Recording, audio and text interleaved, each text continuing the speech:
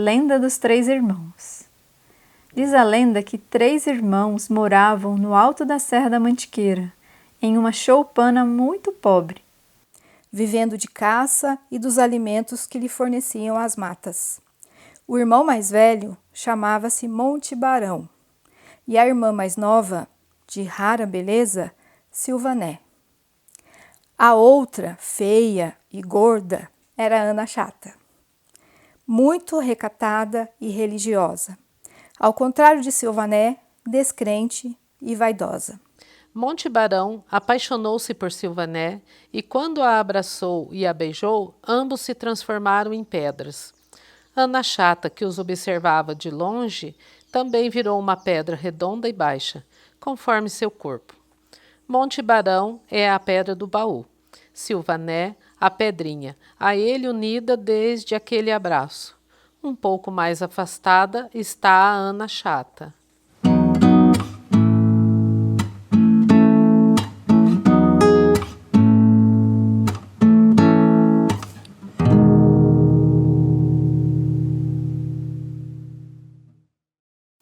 Ana é realmente chata?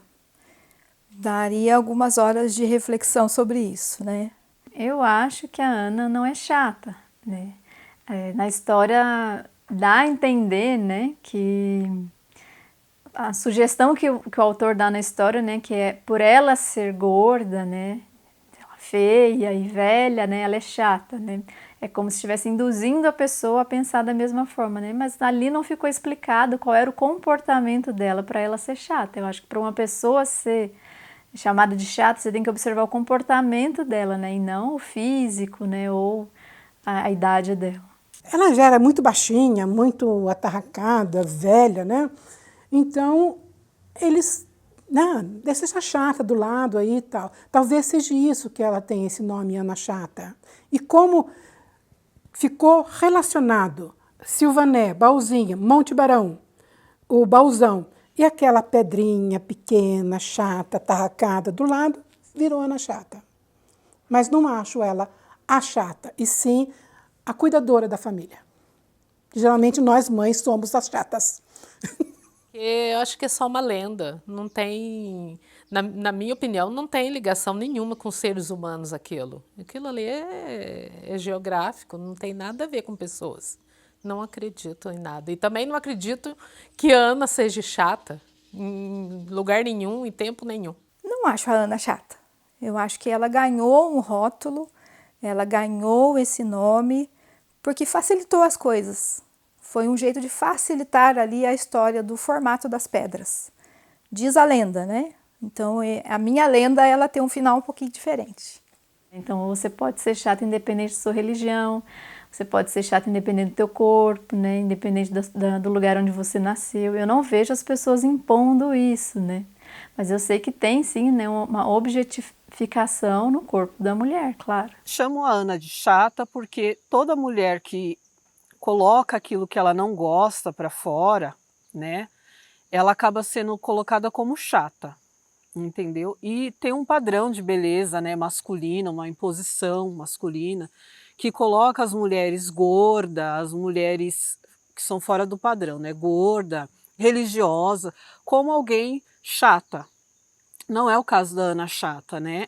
Ela apenas era uma pessoa que estava colocando os padrões que foram colocados para ela, as imposições de padrões de beleza que foram colocadas para ela. Por isso que ela foi tida como Ana Chata, que de chata não tem nada.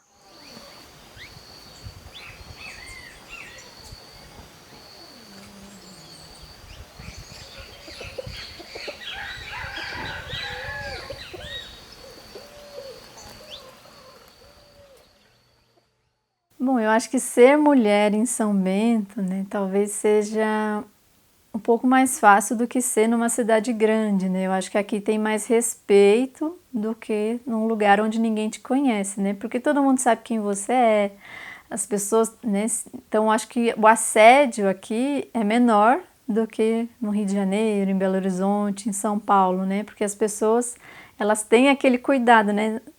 Eu tô assediando, a pessoa sabe quem sou eu. Não quer dizer que não tenha, né, muitos casos aqui de abusos, né, que a gente tem conhecimento, mas assim, eu estou falando na sociedade em si. Olha, hoje, aqui em São Bento, é muito mais fácil ser mulher hoje em dia, principalmente a mulher separada. Os preconceitos talvez não tenham caído, mas a aceitação é maior, né? Porque eu sofri muito com esse preconceito de mulher separada, mulher desquitada, e hoje eu não vejo mais isso. Hoje sou uma mulher em São Bento do Sapucaí, sou empresária, sou mãe, sou avó. Mas lá atrás, na minha juventude, na minha adolescência, já não era fácil ser uma mulher. Tudo começa no próprio âmbito familiar, porque eu sou uma única filha mulher de uma casa onde tem 3 irmãos homens. Então, tudo já era mais diferente. Como era difícil ser menina numa família totalmente masculina, né? Era eu e minha mãe, porque a minha irmã mais nova é 7 anos mais nova que eu, então eu cresci meio que sozinha no meio de todo mundo, né? Ah, muito difícil. Era proibido até de brincar. Não tinha tempo para brincar, tinha que ajudar minha mãe o tempo todo. Os meninos saíam, iam lá para baixo nadar no rio, eu não podia. Iam jogar futebol, iam brincar na casa dos vizinhos, dos primos. E eu nunca ia, nunca fui. E tudo era proibido, tudo. Até de rir, né? Até de rir, coisa que eu gosto de fazer em público, né? No caso, era rir alto em público, que não podia. Era tratada desse jeito. Nossa, um negócio pavoroso. Para mim foi muito difícil. Em relação ao feminismo, o machismo, acho que aqui é mais intenso, né? Então, se você vê que no Rio de Janeiro as mulheres são talvez mais livres para andar de short, né? Porque até porque um litoral, né? Para se maquiarem do jeito que quiserem, né? Talvez aqui tenha um preconceito maior, né? Por uma questão religiosa ou machista. Eu sinto que tem, assim, né? Como se tivesse que ter um padrão, né? Meu trabalho trouxe uma valorização das mulheres negras na região, né? Porque quando a gente se encontra, você entra num salão e você se sente ali, você está falando com uma profissional que é como você, a gente se identifica, entendeu? A gente está falando a mesma língua. E elas têm essa abertura comigo, tanto as mulheres brancas quanto as mulheres negras, porque o meu trabalho, a princípio eu pensei que seria só para mulheres negras, entendeu? Mas eu nunca tive um preconceito de dizer, olha, não vai ser para mulheres brancas, ao contrário, vai ser para todo mundo que quiser isso. Meu nome é Carolina e eu sou psicóloga.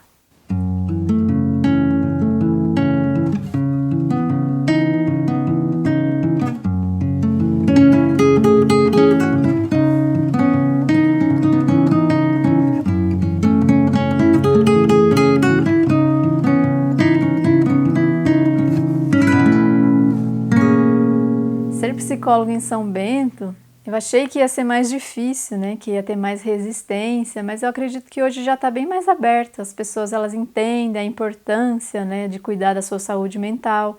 Elas são bem mais receptivas, elas têm muita curiosidade, né, sobre a gente explicar as questões psicológicas. Então eu fui bem recebida, não posso reclamar. Talvez as pessoas, algumas, né, tenham um receio maior. Não vão, já aconteceu, né, de pessoas ir uma vez e ficar com receio e não voltar mais, mas a gente tem que entender que cada um tem o seu tempo, né, o seu processo. Saí daqui com 17 anos e voltei depois com 31. Aí quando eu voltei, né, você acaba expandindo a sua mente, vendo outras realidades, né, então nem sempre você vai pensar da forma como as pessoas pensam, né, então quando eu voltei para cá, eu tinha me separado, né, de um relacionamento de 10 anos e as pessoas ficaram muito curiosas, querendo saber da minha vida, por que tinha acabado, o que eu estava fazendo aqui de novo, por que não tinha dado certo, como é que eu estava me sentindo. E às vezes eu não queria falar, porque eram pessoas que não eram amigos íntimos ou próximos, né? Então isso para mim era chato, ter que ficar desviando, né, desse tanto de pergunta. Acho que por conta da profissão, né, por conta de fazer muita terapia, a gente aprende a se adaptar ao lugar onde a gente está, né? A gente tem que fazer o melhor que a gente pode com aquilo que a gente tem em mãos. Então você tem que aprender a ir seguindo em frente, independente do que vão falar. Se vão falar ou não, na verdade a gente não sabe, né? Muito do nosso sofrimento é imaginário, a gente nem sabe o que está acontecendo. E se tem alguém lá falando alguma coisa da gente ou não, que diferença está fazendo na minha vida, né? Eu não sei.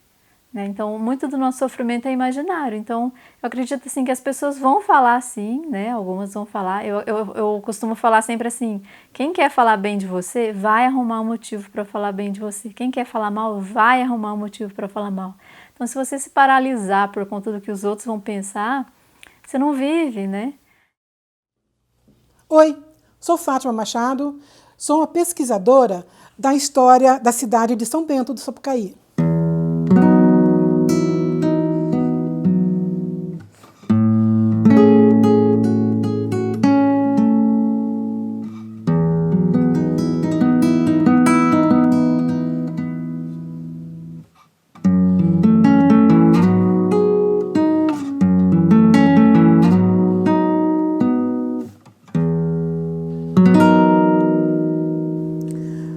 Olha, nossa memória histórica aqui da cidade é muito judiada. As pessoas não dão valor a um prédio antigo, eles desmancham para fazer uma mansão linda, maravilhosa. A nossa história está morrendo com as pessoas mais velhas, porque ninguém dá valor. Quantas e quantas vezes eu fui pesquisar, procurar uma pessoa, olha, o senhor pode conversar comigo? Posso. As pessoas mais velhas se abrem. Às vezes precisam de um documento, de uma foto, imagina, eles não dão, mas nem emprestado, nem para fotografar. Eles guardam aquilo com unhas e dentes, né? Então, as dificuldades são muito grandes nessa pesquisa. E quando o avô, o tataravô, guardou, o neto joga fora, que é lixo. Uma das coisas, por exemplo, na escola, tinha que ter uma parte, já que a escola municipal depende do município, de prefeitura, de secretário municipal, devia ter um espacinho, assim, uma vez por semana. A gente já fez isso, já tentou e deu certo. Uma palestra cultural, uma palestra de turismo, uma palestra sobre a nossa gastronomia antiga. Ensinar a criança, desde cedo, que a cultura tem que ser valorizada, que ela tem que ter orgulho do pastel do João Promessa, do doce de abóbora, daquele docinho de amendoim, daquela broa de milho, né, feito na palha, que a criança tem que se valorizar, que não é só o McDonald's que é bom. Não, valoriza o McDonald's, também gosta, mas valoriza o que é seu. A rosca rainha, né? Festas juninas aqui de São Bento. Festas antigas, agora quase não tem mais. As festas tinham que ter produtos nossos aqui, produtos da nossa região. Eu estava num curso uma vez do Sebrae, a professora falou assim, vai ter uma quermesse aí, eu vou lá ver se eu tenho produto. Ela chegou no outro dia, gente, cadê os produtos da cidade? Cadê um bolinho caipira? Né? Cadê a rosca? Cadê não sei o quê? Cadê o pão de abóbora, o pão de torresmo? Não tem. É a pizza, é o cachorro-quente, é a coxinha, que não é a nossa tradição. Pode ter, mas tem a nossa tradição também. A festa junina, cachorro-quente não é festa junina. Pizza não é festa junina. Cadê nossos produtos? Cadê a nossa pamonha na festa junina? Não tem. O curau, o bolo de milho verde, o cuscuz, que é nosso aqui. Então, a valorização desses produtos, nossos produtos caipiras, tinha que ser valorizado na escola.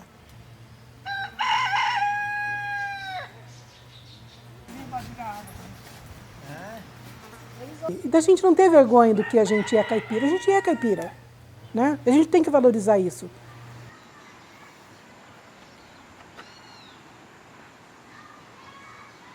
Eu morei fora algum tempo, né? 15 anos morei fora. E quando eu voltei, senti muita dificuldade na área do lazer, na área do entretenimento e também na área de aceitação, que eu voltei divorciada de São José dos Campos.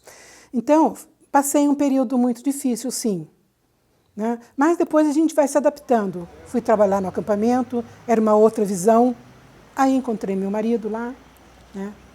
E a gente foi se adaptando. Sofremos muita humilhação, por causa de eu ser divorciada e ele solteiro, mas tudo bem, tranquilo até agora, né? Hoje eu sou uma pessoa que as pessoas, todas de São Bento me conhecem, trabalhei muito com eventos, né? Carnaval, amo carnaval, gosto de fazer eventos, gosto de fazer muita coisa para a cidade. Então, eu acho que eu superei essa dificuldade através da minha força feminina, que senão eu tinha que ficar dormindo dentro de casa e não sair na rua de medo. Mas não, eu enfrentei. Passei dificuldade, sim, muita.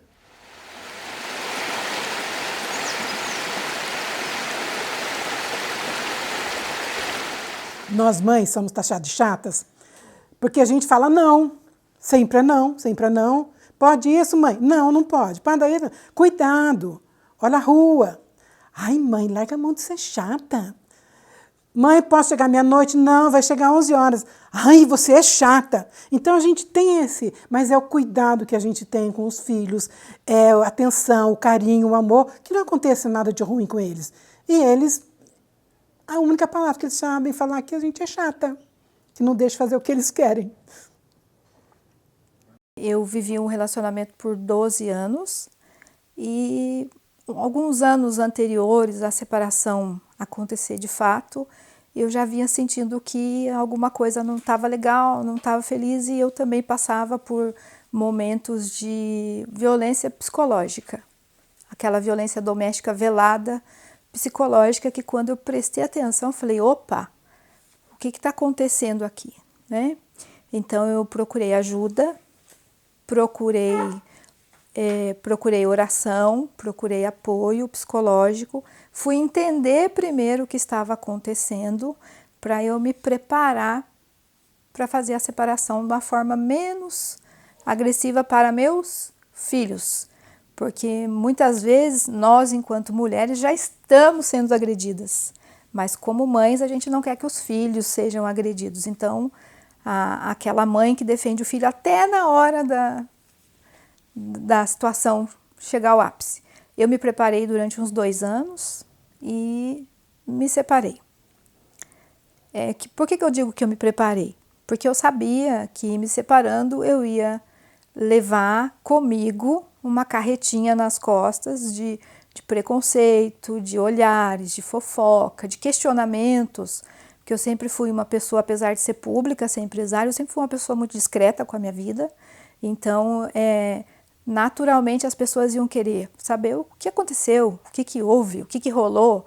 Isso faz parte do ser humano, faz parte não deveria, mas faz parte da lógica do ser humano ele querer entender tudo que acontece na casa do outro. E eu nunca senti necessidade de dar explicações e o porquê. Era um assunto íntimo, particular, mas eu enchi o peito de coragem e fui tocar minha vida.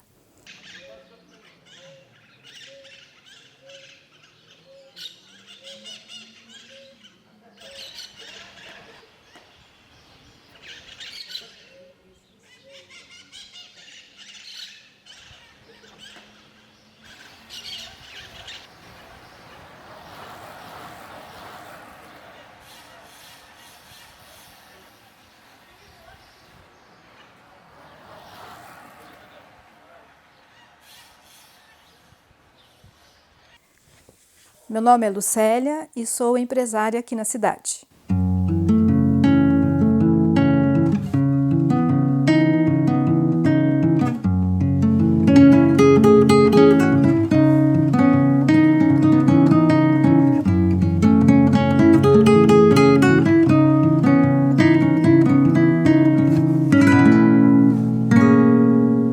É extremamente importante a gente saber separar essa palavrinha violência, né?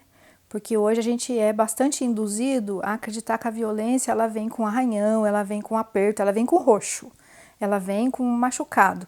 E é muito sutil a diferença. A gente tem que começar a respirar, observar o que vai acontecendo no cotidiano da gente. Na minha vida, no meu primeiro casamento, eu saí, depois de anos que eu saí desse relacionamento, que eu consegui enxergar. Às vezes a gente não consegue até nem enxergar na hora, mas depois você refletindo, você consegue enxergar.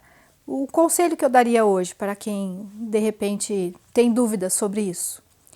Observe bem como é o seu cotidiano. Você, às vezes, como a Ana Chata, é chamada de chata, sem razão. Você é chamada de louca, de desequilibrada, ou mesmo as ações que você faz no dia a dia, elas não têm sequer o mínimo valor, elas são colocadas sempre debaixo do tapete. Tudo isso é uma violência doméstica psicológica. O nosso emocional, ele vale muito. E se nós não nos preservarmos para cuidar dele, nós viramos presas fáceis.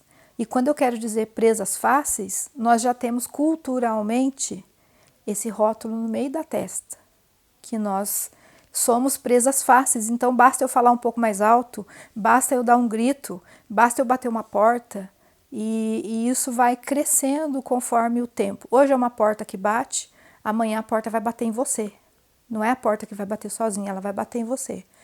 Hoje você escuta que você é uma louca, uma desequilibrada, uma chata, amanhã outras pessoas vão escutar isso do seu companheiro.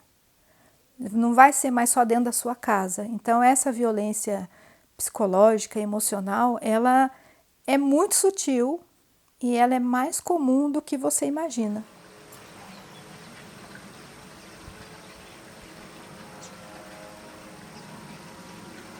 Se você hoje, depois dessa minha fala, ficar com uma desconfiança, estude um pouquinho, converse com uma pessoa de confiança e dê uma avaliada, se você também não está passando por isso. Um conselho que eu dou também para sair disso é sair. Não tem outro jeito, é sair. É você encher o peito de ar, arregaçar as mangas e esticar bem a mão e falar, basta, não quero mais isso. E ainda assim vai levar um tempo para você poder alinhar de novo a sua vida, mas os caminhos vão se abrindo e tudo vai ficar para trás. Mas não esquece, é muito sutil. É uma porta que bate sozinha hoje, amanhã a porta pode bater em você. Fique sempre atenta. Eu sou Marinalda e sou comerciante.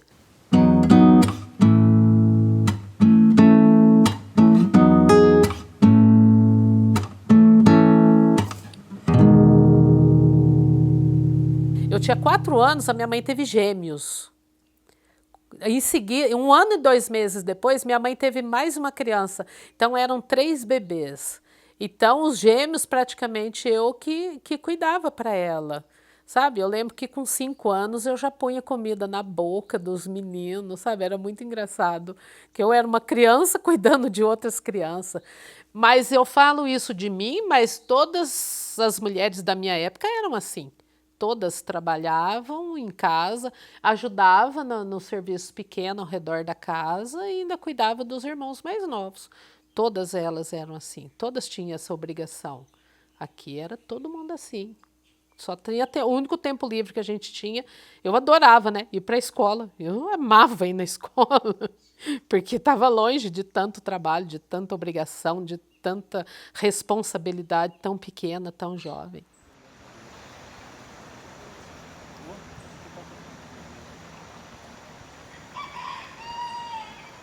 Olha, eu não pensava em mudança. Eu sonhava em fugir de casa, em sumir, ir embora para algum lugar que fosse um mundo diferente do que eu vivia, sabe? Hoje, romantizando a coisa, a gente lembra, nossa, porque a gente fazia isso, a gente fazia aquilo, né? Assim, romantizando é muito bacana, é muito legal. Mas quem viveu aquilo mesmo, sabe, aquela dificuldade, aquela falta de recurso, aquela falta de tudo, é muito difícil. Mas eu não pensava em mudar aquilo, eu pensava em mudar daqui, sair daqui. Eu só consegui sair com 26 anos. Eu fui para Taubaté. Trabalhei em umas 2, 3 empresas. E aí na primeira que eu trabalhei, eu conheci um cara, aí nós ficamos juntos por 9 anos de namoro.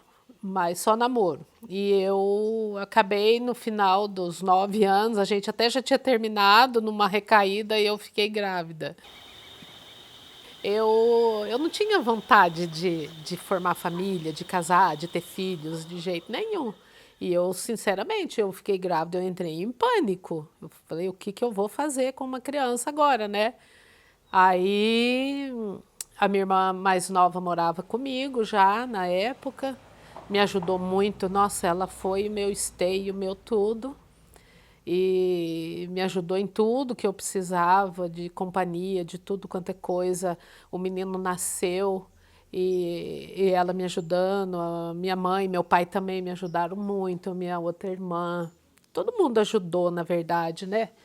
E aí foi dando os 4 meses, eu tinha que voltar a trabalhar. E eu entrei em pânico pela segunda vez, onde que eu vou pôr essa criança, né? Quem vai cuidar para eu trabalhar? Eu tinha que trabalhar, porque eu tinha que me sustentar, né? E aí foi onde o meu irmão tinha aberto a oficina em São Bento.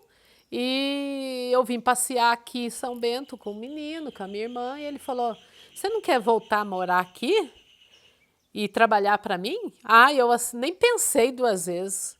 Falei, volto sim. Porque eu fiquei imaginando criar ele aqui, né? Que coisa maravilhosa. Aí foi muito engraçado, porque no outro dia o meu pai já estava lá para me buscar. O meu irmão já estava com o caminhão para pegar a mudança. No outro dia eu vim embora, sabe? Vim para cá. Aí essa minha irmã mais nova cuidava dele junto com a minha mãe, com o meu pai. E eu comecei. Também não entendia nada de centro automotivo, de oficina mecânica, de autopeça, não entendia nada. E comecei a trabalhar lá. E voltava de bicicleta, porque eu não tinha carro na época, né? Meu pai tinha, mas ele tinha os afazeres dele, nem saber dirigir, eu não sabia. E eu ia de bicicleta, ia a pé, ia trabalhar e voltava, né? Às vezes, quando eu estava de bicicleta, eu ia e voltava a almoçar, porque o neném tinha 4 meses, eu dava de mamar, né? Então eu vinha por causa disso, voltava a trabalhar, voltava. Era uma correria, era sofrido também. E assim foi, por 2 anos e 4 meses. E Gabriel chamava meu menino. Ele nasceu uma criança muito inteligente, muito esperta, muito assim, sabe? E o meu irmão lidavam, né? Aqui tinha paiol, tinha as coisas deles mexerem com as verduras, com banana, com coisas dele, pinhão aqui. E a minha mãe tinha umas caixas soltas ali. Já o menino estava com 2 anos e 4 meses. E a minha mãe pediu para um dos meus irmãos pegar uma dessas caminhonetes de lidar com banana e tirar as caixas e levar para um outro lugar. E ele fez isso, só que ele pegou o Gabriel, sem a minha mãe ver, sem a minha irmã ver, e pôs dentro dessa caminhonete. E foram levar num terreno ali embaixo as caixas.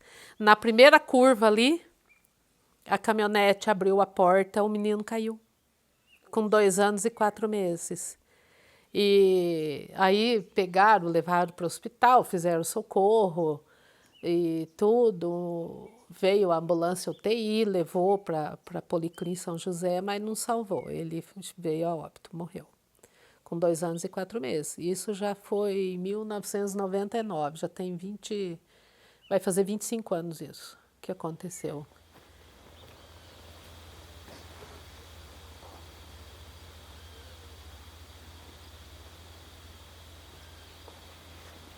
No começo que eu perdi o Gabriel, eu fiquei muito doente, eu não comia, eu passei a ter hemorragia, eu não pintava mais o cabelo, não tinha 40 anos de idade ainda, mas eu já tinha cabelo branco, eu não pintava mais, eu fui ficando tudo da mesma cor, assim, sabe, totalmente anêmica, doente, e quase desmaiei lá na oficina, me levaram para o hospital, tudo. Aí a médica constatou que eu estava com uma anemia profunda, fiquei internada, tomei sangue, eu usava só roupa preta.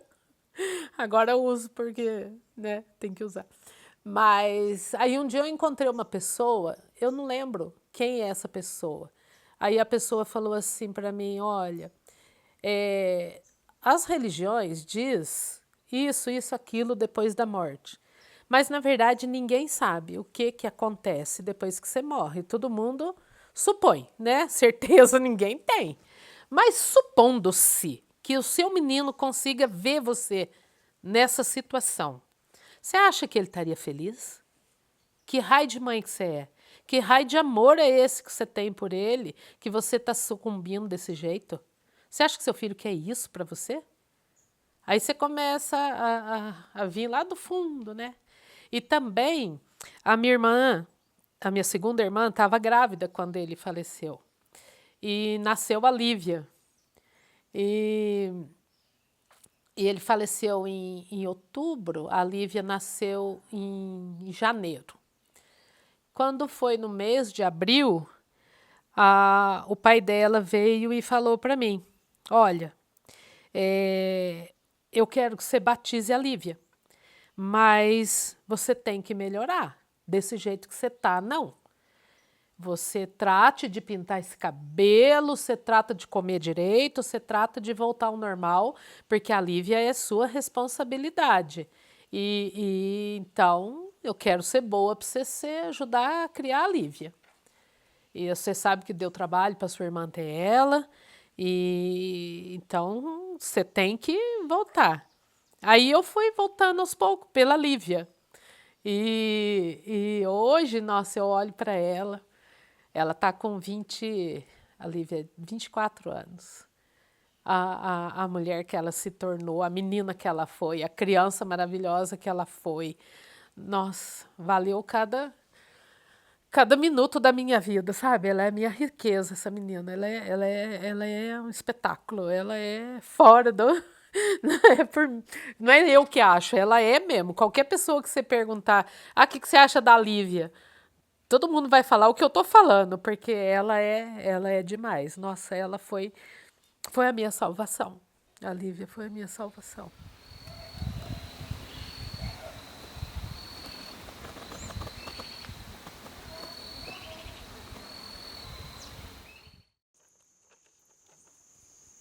Meu nome é Vivian, sou cabeleireira e transista.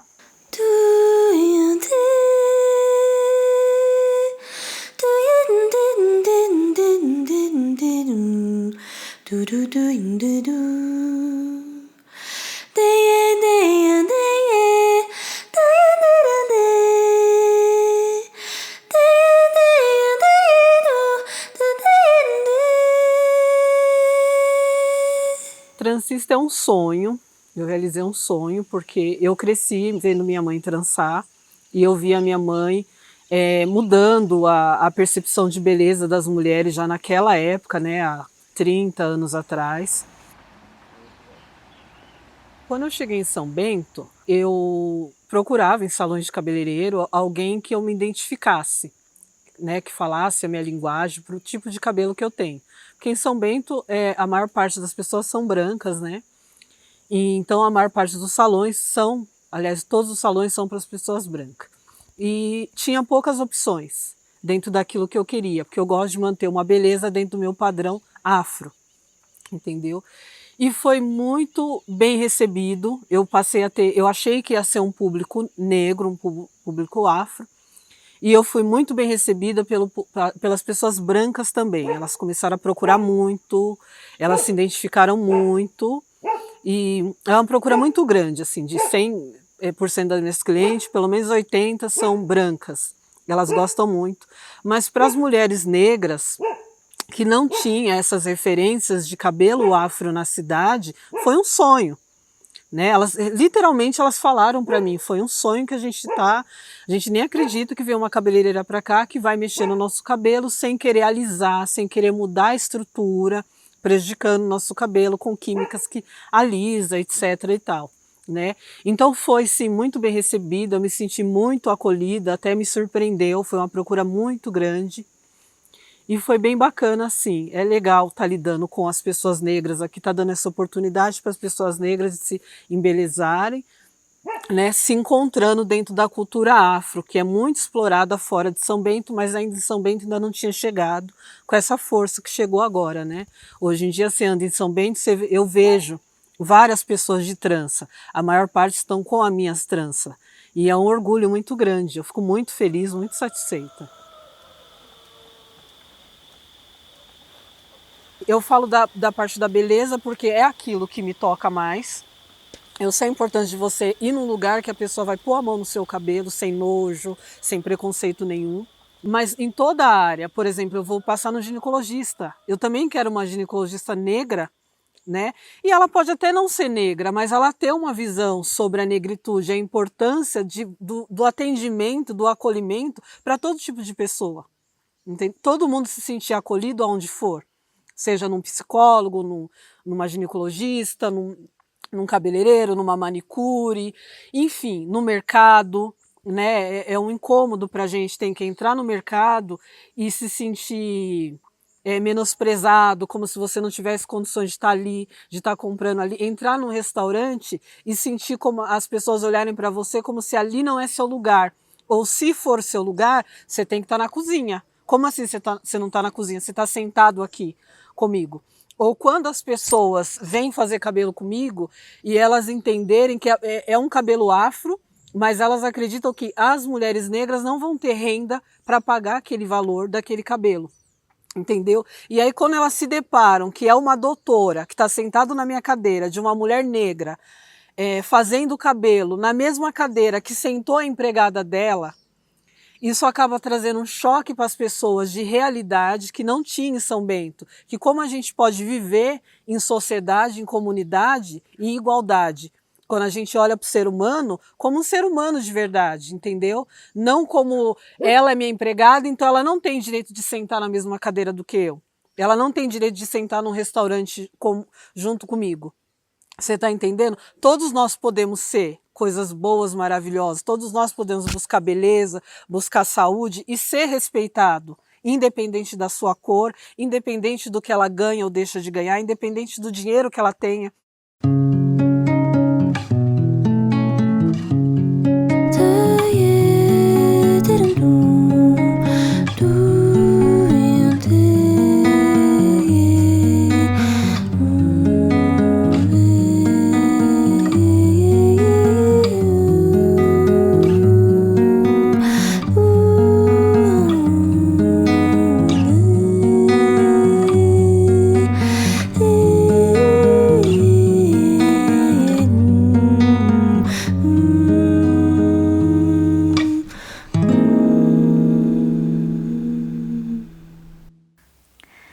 Eu daria de conselho para as meninas, né, de São Bento, para elas seguirem a vida delas, independente, né, do que os outros vão pensar ou não, né? Porque muitas vezes esse sofrimento, ele é imaginário, né? Ele é psicológico. Às vezes você nem sabe o que é que o outro está pensando.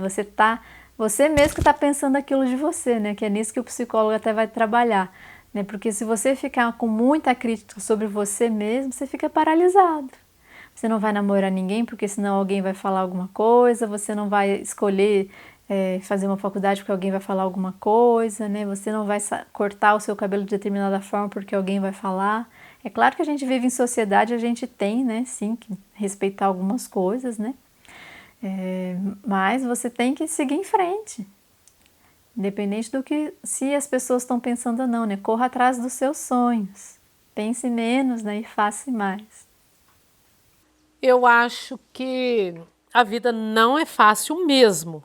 Né? Não digo isso para mulher, para homem também, para todo mundo. Eu acho que não é fácil, para ninguém não é fácil. Mas as pessoas têm que prestar atenção nas oportunidades, sabe?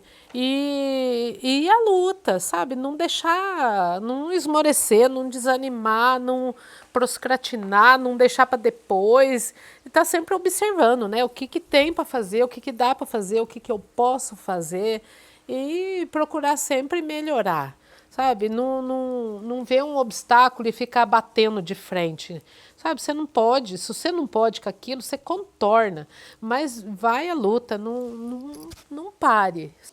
Eu nunca tinha pensado sobre a minha idade, nunca. Achava que eu era eterna. Hoje eu tenho 65 anos, com vitalidade para trabalhar muito e não tenho oportunidade.